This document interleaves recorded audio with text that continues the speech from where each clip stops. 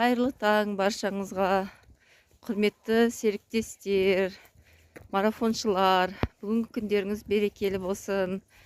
Я таңда жүрген өте ерекше. Боранкүл ханым дұрыс айтады. Қан айналым жақсы жүреді. Азынан кешке дейін сергек болып, жұмысқа белсенді болады адам. Я дұрыс айтады.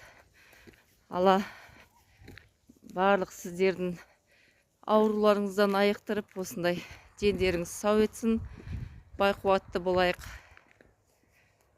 Құрметті оқырмандар, қазір сіздерге диагностиканың қалай өтетінін түсіндіріп өтетін боламыз. Жарық микроскоп диагностикасы өте қарапайым құрылғы. Мынандай монитор менен микроскоптан тұрады. Арнайы орынға 4-ші аты жоқ саусағымызды қою арқылы біз ағзамыздың қан тамыр жағдайын, өт бауырдың жолдарын, ішектің және бастысы біздің ағзамызда паразит бар ма, жоқ па, сонықты көзімізбен көріп анықтай аламыз.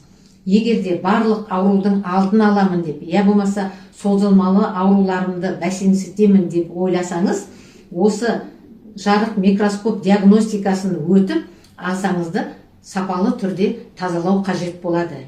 Егерде сізге сапалы ағзаны тазалау туралы дәрігерлік кеңес қажет болатын болса, комментарияға маған деп жазып кетіңіз.